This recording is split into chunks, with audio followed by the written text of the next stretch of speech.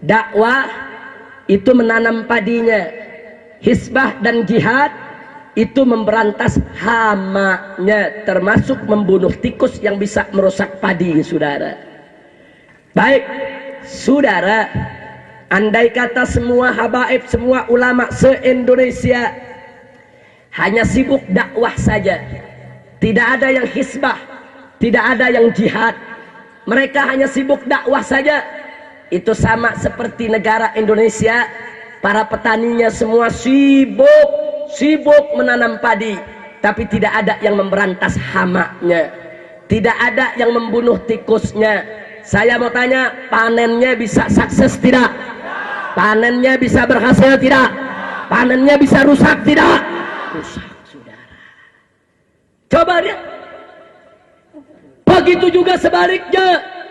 Kalau semua habaib, semua ulama se-Indonesia hanya sibuk hisbah saja, sibuk jihad saja, sibuk perang lawan narkoba, perang lawan pelacuran, tapi yang dakwah tidak ada, saudara. Yang bangun pesantren nggak ada, yang buka kitab kuning nggak ada, yang ngajarin bagaimana cara wudhu, cara sholat nggak ada. Itu sama dengan petani satu negeri Indonesia, setiap hari sibuk bunuhin tikus, padinya nggak ditanam-tanam, saudara. Saya mau tanya, tiap hari bunuhin tikus, padi nggak ditanam-tanam, maka panennya bisa dapat tidak? Jadi berarti nanti kalau panen apa? Panen apa? Petani yang cerdas, petani yang ideal, dia tanam padi dan dia berantas hama, betul? Lalu bagaimana kalau petaninya nggak mampu?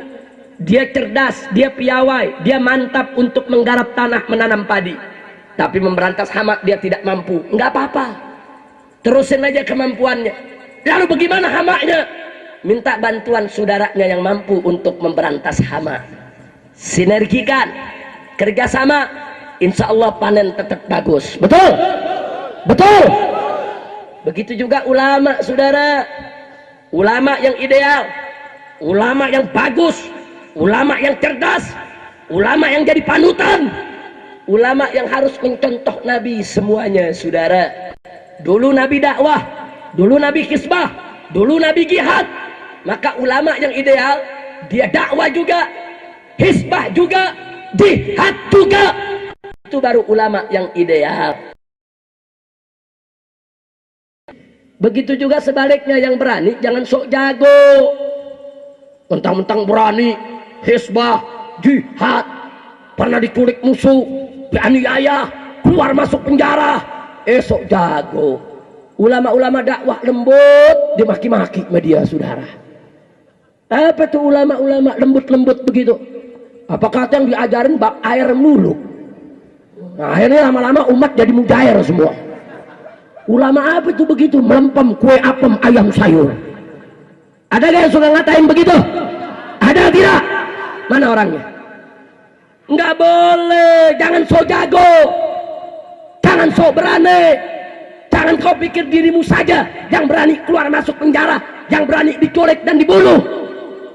Nggak boleh. Yang begitu itu yang merusak persatuan umat, saudara. Betul? Kan indah kalau ulama yang lembut santun menyampaikan kepada muridnya, wahai murid-muridku, dekatkan dirilah kepada Allah. Kita harus bersyukur kepada Allah. Alhamdulillah, untung ada saudara-saudara kita yang melakukan amar ma'ruf nahi munkar, yang merupakan fardul kifayah, sehingga kita yang nggak melakukannya tidak berdosa. Coba kalau mereka nggak lakukan itu, kita dosa semua. Kita doakan semoga mereka istiqomah, dimenangkan oleh Allah. Indah tidak?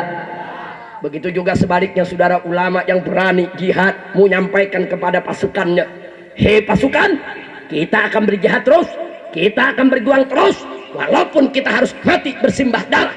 Tapi ingat, kita harus hormati, hargai guru-guru kita yang mengajar dengan lembut, saudara-saudara kita yang punya pondok pesantren dan pengajian.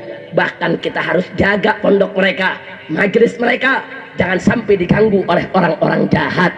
Kita doakan semoga kelembutan mereka, dengan doa mereka kita diberikan keberkahan oleh Allah. Indah tidak? Indah tidak?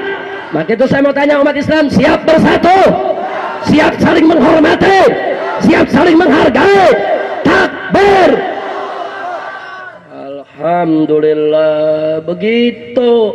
Itu namanya medan juang Islam. Saya tanya sekali lagi, medan juang Islam ada berapa? Yang pertama apa? Dakwah. Baik. Yang kedua, hisbah. Yang ketiga, jihad. Baik. Dakwah itu keras atau lembut? Keras atau lembut? Hisbah itu lembut atau tegas? Lembut atau tegas? Yang namanya jihad tegas atau keras? Takbir.